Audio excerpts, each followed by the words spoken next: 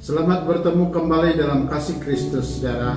Hari ini saya akan berbicara di bawah tajuk mengalami penggenapan janji Allah Bapa di tengah kesulitan. Sehingga kini kita masih berhadapan dengan kesulitan akibat wabah COVID-19. Negara lain masih bertungkus lumus mengatasi wabah ini, dan sehingga kini belum ada vaksin yang terhasil oleh para saintis dan dokter yang berupaya membendung penularan dengan lebih berkesan. Karena itu kita dan seluruh dunia masih dihantui dengan kebimbangan. Oleh karena wabah COVID-19 ini, maka banyak kerajaan di seluruh dunia menjadi kacau bilau. Ekonomi dunia merosot sangat teruk.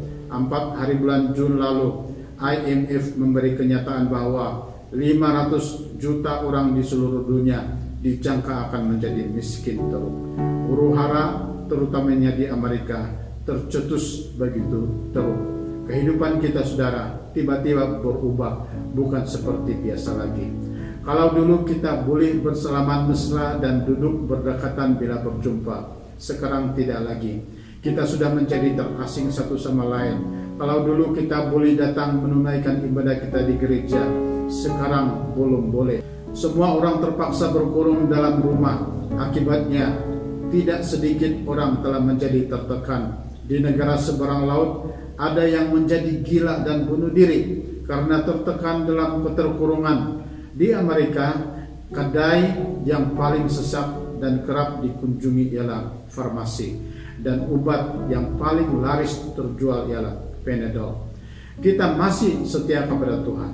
Kita masih berkerinduan untuk melayani dan beribadah di gereja.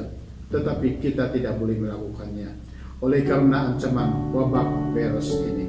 Lalu dalam situasi kesulitan seperti ini, ada orang tertanya-tanya, di manakah Tuhan? Masih adakah Tuhan hari ini? Di manakah janjinya untuk menyertai, melindungi, dan memberkati orang percaya buat selama-lamanya? Saudara, kesulitan yang kita alami saat ini tidak jauh bezanya dengan kesulitan yang dihadapi murid-murid Yesus pada gereja awal, di mana oleh karena mereka menjadi pengikut Yesus, maka nyawa mereka sentiasa terancam. Orang Yahudi dan ahli Taurat sentiasa bergerak memburu para pengikut Yesus untuk dibunuh karena dianggap mengancam agama mereka. Oleh karena ancaman itu, murid-murid Yesus menjadi tertekan dan takut. Bahkan sampai Petrus pernah menyangkal Yesus oleh karena ancaman yang berat itu. Ketika Yesus disalibkan, mereka pernah berkumpul dan menguncikan diri dalam satu rumah untuk menyembunyikan diri. Walaupun mereka telah dikuatkan oleh Yesus setelah kebangkitannya, namun pergerakan mereka masih terancam. Tetapi janganlah saudara merasa putus harapan, sebab janji pertolongan Allah Bapa kita sentiasa ada untuk kita. Dan kita akan mengalami penggenapan janji Bapa itu di tengah-tengah kesulitan yang kita hadapi ini. 2 Petrus pasal 3 ayat 9 mengatakan, Tuhan tidak lalai menepati janjinya, sekalipun ada orang menganggapnya sebagai kelalaian, tetapi ia sabar terhadap kamu, karena ia menghendaki supaya jangan ada yang binasa, melainkan supaya semua orang berbalik dan bertobat. Buktinya ialah pada hari ini kita memperingati hari pencurahan Roh Kudus yang merupakan penggenapan janji Bapa Surgawi itu kepada orang percaya di gereja awal dan juga kepada kita hari ini, di mana 10 hari setelah kenaikannya ke surga, Roh Kudus telah dicurahkan untuk menggenapi janji Bapa itu. Dalam Kisah Para Rasul pasal 1 ayat 4 mengatakan, pada suatu hari ketika ia, yaitu Yesus, makan bersama-sama dengan mereka, ia melarang mereka meninggalkan Yerusalem dan menyuruh mereka tinggal di situ menantikan janji Bapa. Sudah pasti janji Bapa itu adalah tentang kedatangan Roh Kudus, seperti yang Yesus bicarakan dalam ayat 5 yang berkata, sebab Yohanes membaptis dengan air, tetapi tidak lama lagi kamu akan dibaptis dengan Roh Kudus. Dan perhatikan, dalam pasal 2 janji ini telah digenapi. Haleluya. Dalam ayat 2 hingga 4 dikatakan, tiba-tiba turunlah dari langit suatu bunyi seperti tiupan angin keras yang memenuhi seluruh rumah di mana mereka duduk, dan tampaklah kepada mereka lidah-lidah seperti nyala api yang bertebaran dan hinggap pada mereka masing-masing. Maka penuhlah mereka dengan Roh Kudus, lalu mereka mulai berkata-kata dalam bahasa-bahasa lain seperti yang diberikan oleh Roh itu kepada mereka untuk mengatakannya. Bahkan pada masa pencurahan itu ada berbagai bangsa terus menyaksikannya. Ayat 9 sampai ayat 12 mengatakan bahwa ada ramai orang dari berbagai bangsa telah menyaksikan pencurahan Roh Kudus itu dan menjadi takjub. Saudara, kalau pada masa itu janji Bapa telah digenapi, kita percaya hari ini juga segala janji Bapa boleh digenapi dalam diri kita. Sebab itu jangan kita berputus asa. Tuhan tidak pernah berubah. Ibrani 13 ayat 8 mengatakan Yesus Kristus tetap sama baik kemarin maupun hari ini dan sampai selama-lamanya. 1 Korintus 1 ayat 9 mengatakan Allah yang memanggil kamu kepada persekutuan dengan anaknya Yesus Kristus Tuhan kita adalah setia. 2 Tesalonika 3 ayat 3 mengatakan tetapi Tuhan adalah setia.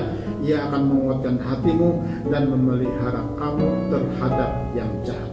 Saudara, penggenapan janji Bapa ini membawa banyak perkara yang sangat signifikan dalam hidup dan pelayanan kita. Di antaranya ialah pertama, jangan mendahului langkah Roh Kudus. Tadi dalam Kisah Para Rasul pasal 1 ayat 4, Yesus melarang mereka meninggalkan Yerusalem dan menyuruh mereka tinggal di situ menantikan janji Bapa. Saudara, murid-murid Yesus baru saja menerima amanat agung untuk pergi memberitakan Injil, dan walaupun mereka dalam ketakutan, namun mereka begitu bersemangat untuk melakukan amanat agung itu. Semangat mereka begitu membara. Tetapi Yesus tetap melarang mereka meninggalkan Yerusalem. Yesus mengarahkan mereka dengan keras untuk tetap tinggal. Mengapa? Sebab mereka harus tunggu Roh Kudus. Dengan kata yang lain, mereka tidak boleh mendahului langkah Roh Kudus. Sebab semangat saja tidak cukup. Bahkan itu sangat berbahaya. Semangat kita harus diserahkan di bawah pimpinan dan pengaturan kuasa Roh Kudus. Sebab pelayanan ini adalah karya Roh Kudus. Roh Kudus tahu bagaimana memulakan, melakukan, menguasakan, membuat berhasil, dan mengakhiri tugasan pemberitaan Injil. Tanpa pertolongan Roh Kudus, kita tidak tahu bagaimana dan apa yang perlu kita cakap untuk membela diri dan pelayanan kita nanti. Tetapi kalau kita bersandarkan Roh Kudus, maka segala tugasan akan menjadi mudah. Dalam Lukas 12 ayat 12 berkata, apabila orang menghadapkan kamu kepada majelis-majelis atau kepada pemerintah-pemerintah dan penguasa-penguasa, janganlah kamu khawatir bagaimana dan apa yang harus kamu katakan untuk membela dirimu. Sebab pada saat itu juga Roh Kudus akan mengajar kamu apa yang harus kamu katakan. Sebab itu kita tidak boleh berjalan tanpa Roh Kudus. Saya dan saudara perlukannya. Lagipun kalau kita buat tanpa pimpinan Roh Kudus, atau dengan kata lain mendahului Roh Kudus, maka kita sebenarnya sudah mengabaikan Roh Kudus. Itu berarti kita menganggap diri kita lebih pandai dari Roh Kudus. Tetapi Yesus tidak mahu kita jatuh dalam dosa seperti itu.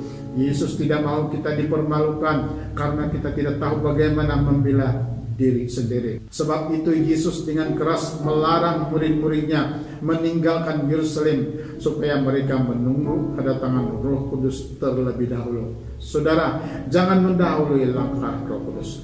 Tunggulah Roh Kudus. Izinkan semangatmu diatur oleh Roh Kudus. Kita harus bergantung penuh atas pimpinan dan pengaturannya. Kedua, pengisian kuasa ilahi. Kita perlu pengisian kuasa ilahi untuk kecemerlangan hidup dan pelayanan kita melaksanakan amanat agung Yesus. Sebab dalam kehidupan dan pelaksanaan amanat agung Tuhan, kita bukan berhadapan dengan kuasa yang biasa-biasa, melainkan berhadapan dengan kuasa kejahatan yang besar. Efesus pasal 6 ayat 12 mengatakan, Karena perjuangan kita bukanlah melawan darah dan daging, tetapi melawan pemerintah-pemerintah, melawan penguasa-penguasa, melawan penghulu-penghulu dunia yang gelap ini, melawan roh-roh jahat di udara. Sebab itulah saudara, Yesus menghendaki kita mengalami pengisian kuasa oleh Roh Kudus terlebih dahulu, supaya kita berjaya menantang penguasa-penguasa di udara itu. Oleh karena itu, Yesus mengatakan dalam Kisah Para Rasul pasal 1 ayat 8, tetapi kamu akan menerima kuasa kalau Roh Kudus turun ke atas kamu. Dengan kata lain, kita akan menerima pengisian kuasa ilahi jika Roh Kudus turun atas kita. Bagaimanakah mengalami penggenapan janji pengisian kuasa Roh Kudus? Ialah melalui doa.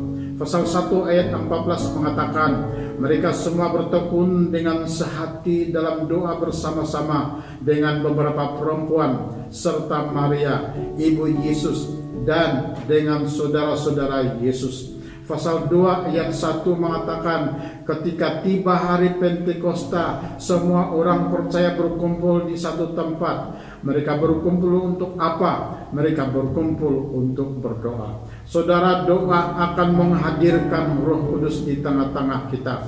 Matius 18 ayat 20 mengatakan, sebab di mana 2 atau 3 orang berkumpul dalam namaku, di situ aku ada di tengah-tengah mereka. Pada 13 Agustus tahun 1727 terjadi pencurahan Roh Kudus yang membawa kebangunan rohani yang besar di Saksoni, Jerman. Oleh karena 300 orang jemaah berdoa tanpa berhenti selama 100 hari.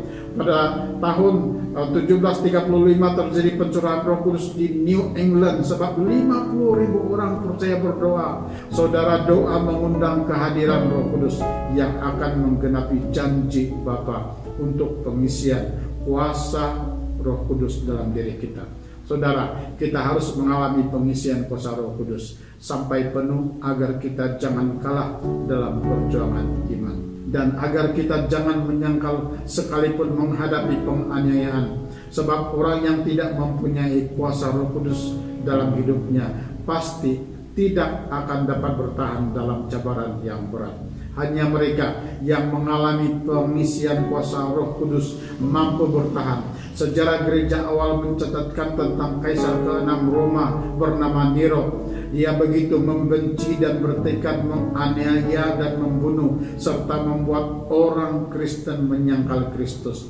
Apa yang dia buat ialah dia membuat baju yang dibaluti dengan lilin, kemudian dipakaikan kepada orang Kristen, kemudian diikat pada tiang-tiang kebun Nero, lalu dinyalakan untuk menjadi obor penerang dalam pesta yang diadakan. Penganiayaan yang dibuatnya begitu hebat, tetapi tidak berjaya memadamkan iman orang Kristen. Malah makin ramai orang menjadi percaya Tuhan, sebab mereka telah mengalami pengisian kuasa dari Roh Kudus. Yesus mengatakan, kamu akan menerima kuasa jika Roh Kudus turun atas kamu. Saudara, bayangkan apa yang orang percaya boleh lakukan sekiranya Roh Kudus turun dan memberikan kuasanya kepada kita. Yohanes pasal 14 ayat 12 mengatakan, aku berkata kepadamu, sesungguhnya barang siapa percaya kepadaku, ia akan melakukan juga pekerjaan-pekerjaan yang aku lakukan, bahkan pekerjaan-pekerjaan yang lebih besar daripada itu, sebab aku pergi kepada Bapa. Alamilah pengisian kuasa Roh Kudus.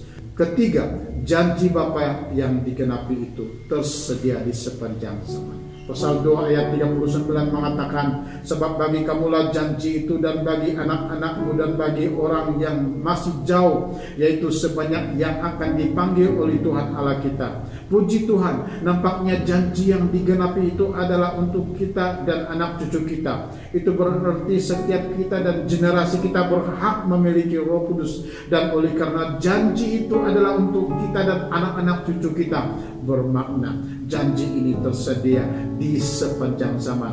Jadi pengalaman pencurahan Roh Kudus tidak hanya terjadi untuk dan di zaman para rasul saja. Pengalaman itu boleh terjadi sampai pada masa kini dan boleh terjadi sampai masa akan datang. yaitu selagi kita ada anak cucu, selagi janji Bapa yang digenapi ini tersedia buat selama-lamanya. Dengan kata lain, tidak ada sudut waktu di mana tiada kehadiran Roh Kudus. Roh Kudus hadir dalam segala waktu. Kehadirannya tidak dihadkan waktu dan zaman. Jadi, jangan hanya karena saudara tidak melihat Roh Kudus secara badani, maka Anda berpikir Roh Kudus sudah tidak ada. Jangan berpikir Roh Kudus sudah meninggalkan Anda, sebab Roh Kudus senantiasa ada untuk Anda. 2 Korintus 14 ayat 13 mengatakan, kasih karunia Tuhan Yesus Kristus dan kasih Allah dan persekutuan Roh Kudus menyertai kamu sekalian. Apa yang menyertai kita sentiasa?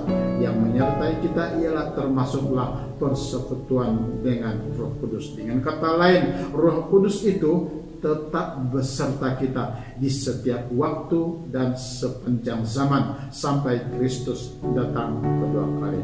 Saudara, Tuhan tetap ingat kita walaupun pada masa kita sedang mengalami kesulitan hidup. Dia tidak sama sekali tinggalkan kita. Pasti digenapinya janji-janjinya atas kita. Sebab Allah Bapa sayang setiap kita. Jangan anggap Tuhan itu sudah tinggalkan Anda hanya karena Anda mengalami kesulitan hidup. Sebab justru pada saat kita mengalami kesulitan hidup, masa itulah penggenapan janji Allah Bapa akan terjadi. Izinkan saya berdoa untuk saudara. Ya Allah Bapa kami, yang kami kenal di dalam nama Tuhan Yesus, Anak Allah yang tunggal dan satu-satunya. Saya berdoa untuk setiap anak-anak-Mu yang sedang bergumul dengan kesulitan dalam hidup mereka, agar Tuhan menolong mereka. Genapilah segala janji-Mu atas mereka. Yang sakit, mohon belas kasihan Bapa menyembuhkan mereka. Yang kekurangan makanan dan keuangan, mohon kekayaan Bapa memberkati mereka. Yang ada masalah hubungan, mohon kasih sayang Bapa pulihkan mereka. Bapa, kami juga berdoa untuk negara kami Malaysia. Kami berdoa supaya Engkau bebaskan negara kami daripada masalah wabak COVID-19 ini. Kami berdoa mereka yang sakit, yang sudah dijangkiti, Engkau sembuhkan dalam nama Tuhan Yesus Kristus. Terima kasih Bapa untuk firman-Mu hari ini. Kami bersyukur, kami berterima kasih. Di atas dan di dalam nama Tuhan kami Yesus Kristus, kita katakan bersama, amin. Terima kasih saudara, karena bersama-sama di dalam kebaktian online hari ini, Tuhan memberkati saudara. Kita akan bertemu lagi di dalam kebaktian akan datang. Puji Tuhan. Haleluya.